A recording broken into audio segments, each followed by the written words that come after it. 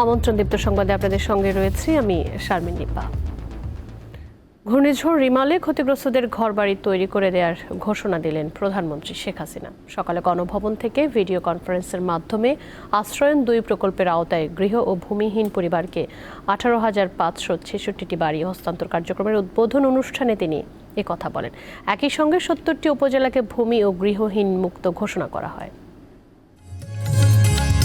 আশ্রয়ন প্রকল্পের 6ষ্ঠ ধাপে স্থায়ীভাবে মাথা গোঁজার ঠাঁই হয়েছে ঠিকানাবিহীন লাখো মানুষের। দেশের একজন মানুষও গৃহহীন থাকবে না, প্রধানমন্ত্রীর এমন প্রতিশ্রুতি এখন অনেকটাই সফল।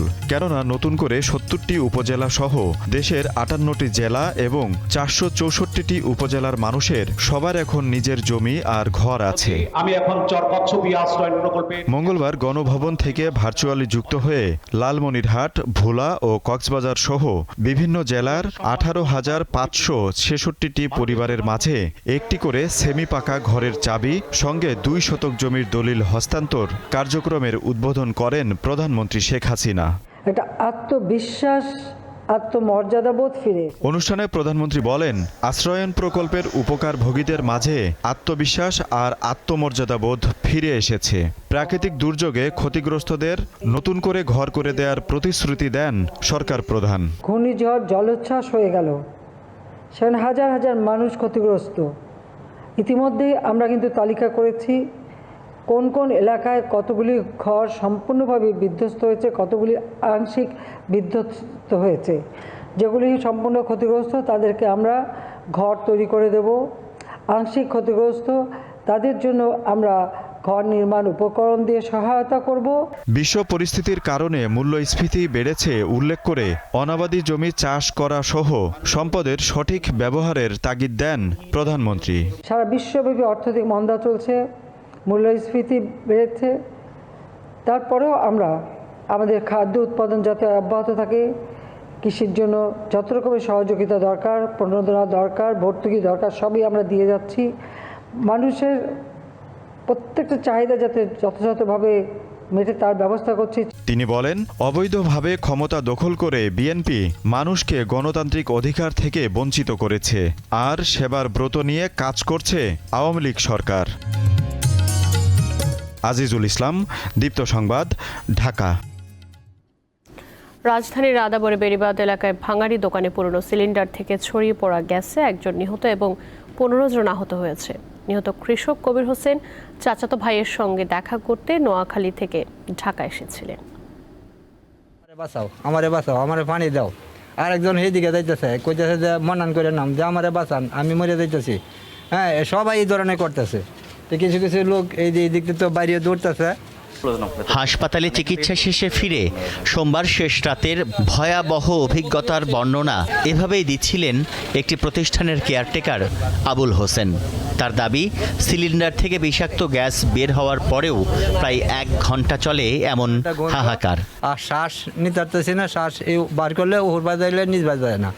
আর এই যে নাক মুখের মধ্যে মরিচের গোড়া দিলে যেরকম জলে এরকম জন্নি শুরু হয়ে গেছে। হাসপাতাল থেকে চিকিৎসা নিয়ে ফেরা আরেক ভুক্তভোগী রকিও জানালেন তিক্ত অভিজ্ঞতার কথা। দমবম বন্ধ, স্যার নিঃশ্বাস নিতে পারে না। উঠে দেখি যে এমন পরিস্থিতি, এই গ্যাসের এতটাই প্রভাব যে নিঃশ্বাস যদি একবার বাইরে নিই, ভিতরে নেওয়ার মতো আর পরিবেশ নেই। যাও ভিতরে ঢুকছে, সে নাক মুখ জ্বলতে জ্বলতে অবস্থা খারাপ। সোমবার মধ্যরাতে গাবতলী থেকে মোহাম্মদপুর বেড়িবাঁধ সংলগ্ন শ্যামলী হাউজিংয়ের 2য় প্রকল্প এলাকার রাস্তার পাশের একটি ভাঙাড়ির দোকানে গ্যাস সিলিন্ডার ভাঙার সময় ছড়িয়ে পড়ে এই বিষাক্ত গ্যাস। বিষাক্ত গ্যাসের প্রভাব পড়ে আশপাশের গাছপালাতেও। এ ঘটনায় লক্ষ্মীপুরের কবির হোসেন নামের একজন মারা যান, আর অসুস্থ হয়ে চিকিৎসা নেন অন্তত 15 জন। গ্যাস বেড়াইতেছে, তখন মনে করেন সবাই চলে গেছে। আমরা তাদের ড্রাইভার ফাল পারতেছে, আমাদের বাঁচাও, আমাদের বাঁচাও, বাঁচাও। গন্ধে লাস্টে পথে চোখকেও দেখি না। আমাদের এখানে এখন পর্যন্ত 14 জন রোগী চিকিৎসা নিয়েছেন, যার 9 জন চিকিৎসা নিয়ে বাসায় চলে গেছেন। মধ্যে একজন আশঙ্কাজনক ছিল। অক্সিজেন এবং রেসপিরেটরি গ্যাস সাপ্লাই দিয়ে সেই রোগীটাকে রিস্টোরেশন অর্থাৎ পুনরুদ্ধার করা হয়েছে। মঙ্গলবার দুপুরে ভাঙাড়ির দোকানের মালিকের ছেলেকে আটক করে পুলিশ। তার ভিতরে যে কোনো পদ্ধতিতে এটা কার্বন মনোক্সাইডে রূপান্তরিত হয়েছে বা এর মলিকুলার লেভেলটা ভেঙে গেছে, যে কোনো বিষয় হবে, এটা দূষিত গ্যাসে পরিণত হয়েছে। আবাসিক কীভাবে কিনলো, কোথা থেকে তার হাতে আসলো, এ বিষয়ে আমরা খতিয়ে দেখব। ঘটনাস্থল থেকে আলামত সংগ্রহ করেছে পুলিশের অপরাধ তদন্ত বিভাগ সিআইডি।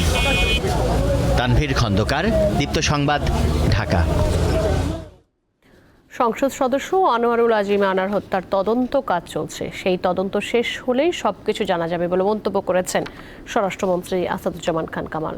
দুপুরে রাজারবাগ পুলিশ লাইন্সে হাইওয়ে পুলিশের প্রতিষ্ঠা বার্ষিকীর অনুষ্ঠান শেষে সাংবাদিকদের প্রশ্নের জবাবে তিনি কথা বলেন।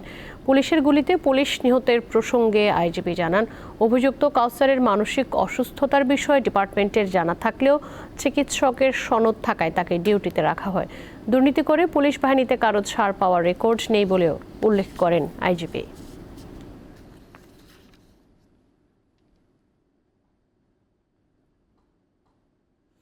এবারে জানিয়ে দেব আন্তর্জাতিক প্রসঙ্গ। যুক্তরাষ্ট্রের প্রেসিডেন্ট জো বাইডেনের দেয়া ফিলিস্তিনের গাজায় যুদ্ধবিরতির প্রস্তাব জাতিসংঘের নিরাপত্তা পরিষদে পাশ হয়েছে। 15 সদস্যের মধ্যে প্রস্তাবের পক্ষে ভোট পড়েছে 14টি।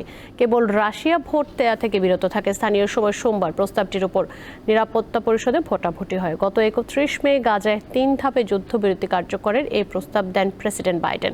নিরাপত্তা পরিষদে পাশ হওয়া যুদ্ধবিরতির প্রস্তাবকে স্বাগত জানিয়েছে ফিলিস্তিনের স্বাধীনতাকামী সংগঠন হামাস। এক বিবৃতিতে কিভাবে যুদ্ধবিরতির শর্তগুলো বাস্তবায়ন করা যায় সে বিষয়ে মধ্যস্থতাকারীদের সঙ্গে কাজ করার সদিচ্ছার কথা জানিয়েছে সংগঠনটি। তবে নিরাপত্তা পরিষদে পাশ হওয়া যুদ্ধবিরতির প্রস্তাব নিয়ে তাৎক্ষণিক কোনো মন্তব্য করেনি ইসরায়েল।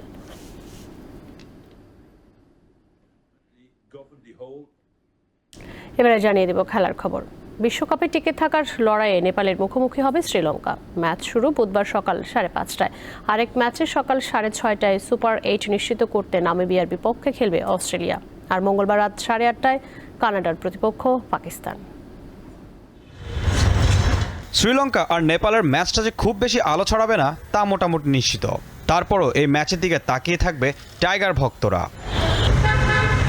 সাউথ আফ্রিকা আর বাংলাদেশের কাছে হেরে সুপার 8-এর পথটা বেশ কঠিন হয়ে গেছে লঙ্কানদের।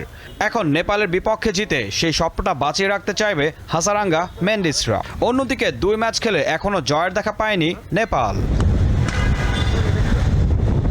বি গ্রুপে এখন পর্যন্ত 2 ম্যাচের দুটোতেই জিতে সুপার 8-এর দিকে এক পা বাড়িয়ে রেখেছে অস্ট্রেলিয়া। এবার মিচেল মার্শ বাহিনীর সামনে টানা 3য় জয়ের হাতছানি, যেখানে তাদের প্রতিপক্ষ নামিবিয়া।